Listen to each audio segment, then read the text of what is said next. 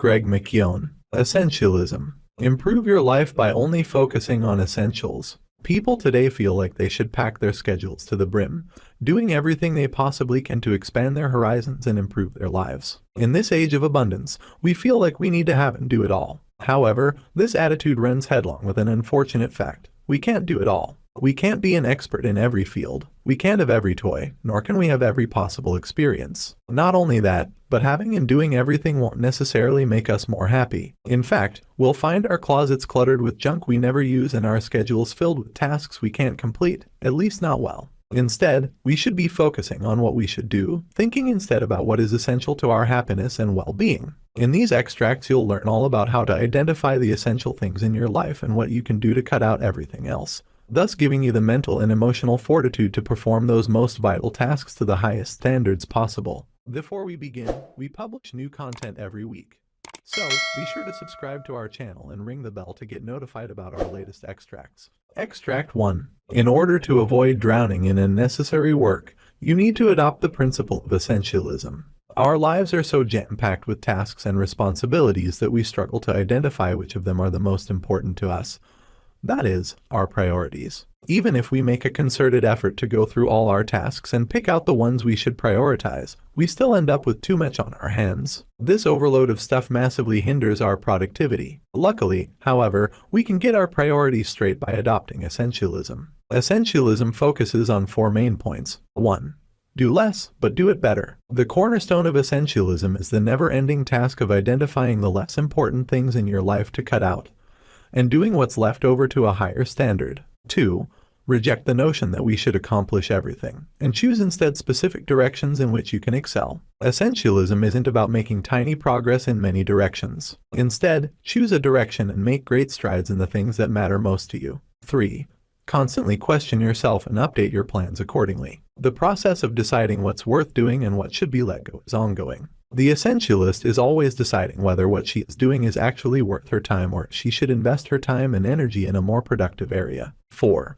Finally, once those few vital tasks have been distilled from the trivial many, the essentialist wastes no time in ensuring that the changes are put in place. While all that might seem easy, most of us are actually far from the mark. In the next few extracts, you'll discover how far away most of us are from the essentialist approach. Extract 2. If we become overwhelmed by our tasks, then we lose our ability to make choices for ourselves. Do you tend to say I have to rather than I choose to? If so, then you are following the non-essential path. So many of us lose control of our ability to choose through learned helplessness. That is, becoming so used to the feeling of being overwhelmed that we approach our lives with passivity. If we surrender our power to choose, we essentially give others permission to choose for us. When people think that their efforts are futile, they tend to respond in 2 ways. They either give up completely or become overly active, accepting every opportunity presented to them. At first, their activity might indicate that they have not developed learned helplessness. However, these people aren't actually exercising their power to choose the opportunity which is best for them. They simply do everything.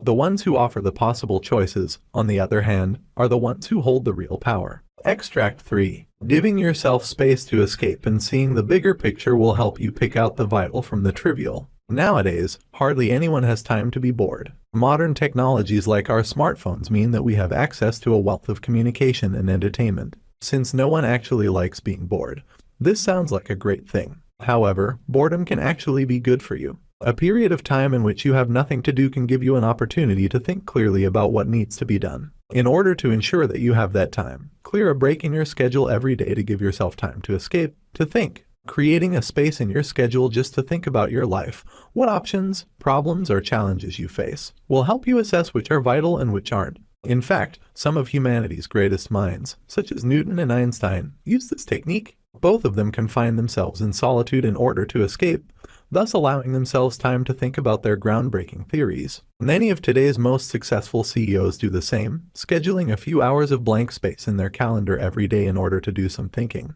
However, escaping isn't just a way to isolate vital tasks from the rest. You can also use it to ensure that you remain focused on the big picture. People often get so lost in the small, day-to-day tasks that they lose track of the reason they are doing those things in the first place. In order to maintain focus on what's important, essentialism teaches us to always concentrate on the bigger picture. One way to do so is by keeping a journal. But instead of writing down everything you experience, force yourself to write as little as possible. This will require you to think through everything you've done and sift out only what you consider essential. And as you read back through your journal entries, you will see the big picture emerge. Extract 4. Get your creative juices flowing by playing. Just don't forget to give yourself time to rest. Unfortunately, we adults tend to make a sharp distinction between work and play, having decided that play is something that is trivial and unproductive. It is there purely for entertainment and doesn't help us to advance our goals. In other words, it's a waste of time. The essentialist, however, recognizes that play is a vital tool for inspiration. If you want to discover what's vital in your life, you can use play to free your mind so that you can approach this subject creatively. Play can serve this purpose because it helps us to develop novel connections between ideas that we would have never otherwise considered. It is an antidote to stress, which is one of the key factors in unproductivity, and it helps us to prioritize and analyze tasks. We see the importance of play reflected in the culture of companies such as Twitter, Pixar, and Google, who promote play by doing things like offering improv comedy classes or by decorating the office with a huge dinosaur or thousands of Star Wars figurines. Why do they do this? Because they know that a playful employee is an inspired and productive one. But as important as play is, it should never take priority over rest and sleep. Non-essentialists view sleep the same way they do play, as a luxury, a waste of potentially productive hours. This approach is totally backwards, as sleep increases your ability to think, connect ideas, and maximize your productivity during your waking hours. 1 hour of sleep actually results in several more hours of higher productivity the following day. In fact, studies have shown that going 24 hours without sleep or getting a weekly average of just 4 to 5 hours of sleep per night causes a cognitive impairment equivalent to what you would have with a 0.1% blood alcohol level.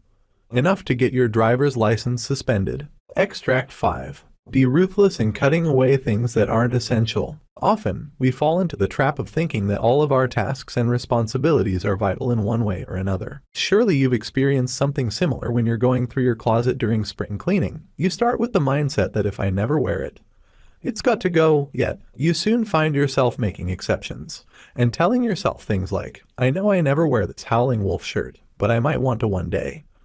So, you keep it and your closet remains as crammed as ever. So how can you avoid this trap? In short, be extreme with your criteria. One way to do so is by adopting the 90% rule. Start by considering the most important criterion for the decision you are making. For example, if you're cleaning the closet, that criteria might be, will I ever wear this again?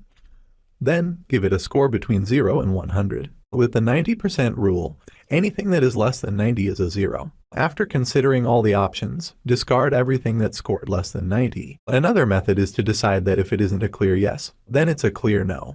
A simple way to put this into action is to list the 3 minimum things that something must have in order to keep it, as well as 3 ideal criteria that you want it to meet. Then when deciding on what to keep, something must pass the 3 minimum requirements as well as at least 2 of the ideal ones. Extract 6. Say no to non-essential tasks and plan the essential ones carefully. So what do you do once you've made a list of everything that needs to go? That is, everything that is not essential to achieve your goals. It's relatively easy to part with a shirt you never wear, but these decisions become more complicated when other people are involved. We tend to fear saying no, feeling both socially awkward as well as pressured not to disappoint the people around us, and are concerned that saying no might damage our relationships. However, oftentimes we should say no, and reserve yes only for the things that really matter. To do so, you'll need to separate the decision from the relationship. The pain of saying no may cause regret for 10 minutes or so as you worry about someone else's disappointment or that you're missing out on something, but you might regret saying yes for way longer. Always remember,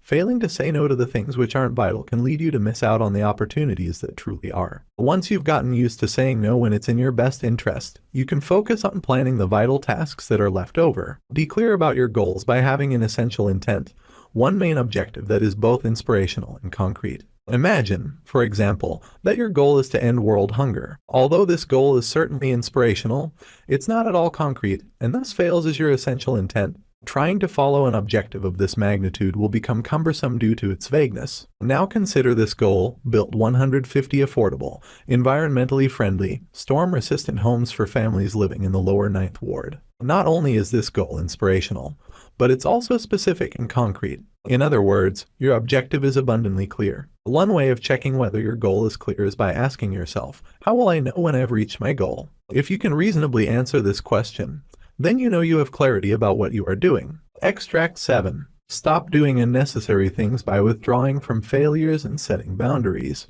Have you ever ended up doing something that you knew was a waste of effort simply because you committed to it? A lot of people fall into this sunk cost bias. The sunk cost bias is the tendency to continue investing money, time, effort, or energy into something we already know is unlikely to succeed. Unfortunately, every little investment makes it harder for us to let go, while simultaneously increasing the amount we are sure to lose. You can easily avoid this trap by developing the courage to admit your errors and mistakes and let them go. If it's clear that something isn't going to work out, then don't be afraid to cut your losses and abandon ship. Moreover, you can avoid this entire scenario by setting clear boundaries. While a non-essentialist sees boundaries as unnecessary constraints, boundaries are in fact liberating on a fundamental level. Imagine, for example, a schoolyard on a busy street. At this school, children are only allowed to play in a small part of the yard next to the school buildings, and the teachers have to keep a watchful eye that the children stay within this boundary. But what if a fence was installed that clearly demarcated where the children can safely be? Then the teachers could use their time better,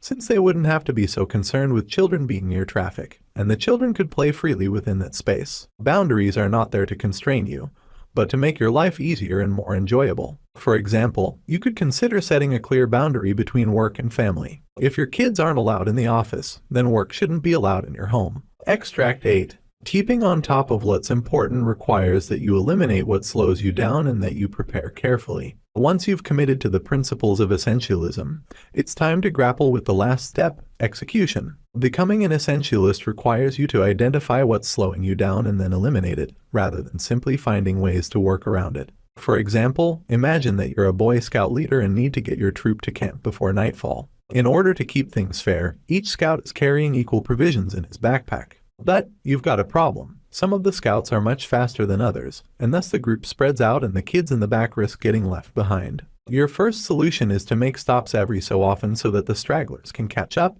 Next, you try taking the kids from the back and putting them at the front so everyone stays together, but this just slows everyone down. Finally, you see the essentialist solution. You take some of the weight out of the slower kids' backpacks and put it in the fast kids' backpacks. By thinking with the principles of essentialism, you've eliminated the problem. In addition, you can prevent unnecessary obstacles by being prepared. One of our biggest mistakes is assuming that our plans will go as expected. An essentialist, however, does not think this way. Instead, he assumes that things might go wrong and thus makes the right preparations. Whatever you do, whether it's taking your kids to school or delivering a presentation at work, always give yourself a buffer of 50% of the time you expect it to take. This way you can always leave room to correct anything that ends up slowing you down. Extract 9. An essentialist life centers around yourself, a routine and proceeding step by step. If you've ever achieved something in one fell swoop, then you experience luck firsthand. Most of the time, it won't work out that way. In reality, creating success is all about building upon your previous progress with small, incremental steps. Small wins create momentum, which gives you the confidence to further succeed. Moreover, they allow you to stay on track by giving you the opportunity to check whether you are heading in the right direction. While it might be frustrating to take small steps, remember that the consequences of even small steps can be far-reaching. Take the police department in Richmond, Canada, for example. For years they tried to lower the rate of recidivism by using sweeping measures, such as more stringent laws and stronger punishments. With poor results, then they decided to totally reshape their reforms by taking small steps towards crime prevention. When police saw young people doing something good, like putting their trash in bins instead of throwing it on the street, they gave them a small reward, such as free tickets to movies and youth events. These measures helped keep the young people off the streets, and after a decade of this policy, the rate of recidivism dropped from 60 to only 8%. But no matter what your approach, you'll need to ensure that you stick with it by designing a routine. Routines create a habit, thus making difficult things become easier over time. It's therefore prudent to create a routine that aligns with your goals. For example, Olympic swimmer Michael Phelps's coach got him to follow a routine during his training. Every time Phelps went to bed and as soon as he woke up in the morning, he had to visualize a slow-motion video of what he imagined to be the perfect race. Phelps then tried to replicate this video during training. Sure enough, he did this for so long that, when the Olympics came, his habits took over and swam the perfect race again and again, winning him a number of medals. You've just listened to our extracts on Essentialism by McKeown. The key message in this book: in spite of how it might seem, only a few things are actually vital to our goals and well-being, and everything else is unimportant. By focusing on these few essential things and learning to do better by doing less, we can craft a life that is far more productive and fulfilling. Actionable advice. Be an editor. Rather than constantly adding more and more responsibilities and material possessions to your life, try instead to find ways to cut things out. The more trivial things you can eliminate from your thinking and routine, the better you'll be at what's left, the things that truly matter. Got feedback? We'd love to hear what you think about our content. Just share your thought or book recommendation on the comments section, and be sure to subscribe and ring the bell to be notified about our latest extracts. Thank you and have a great day.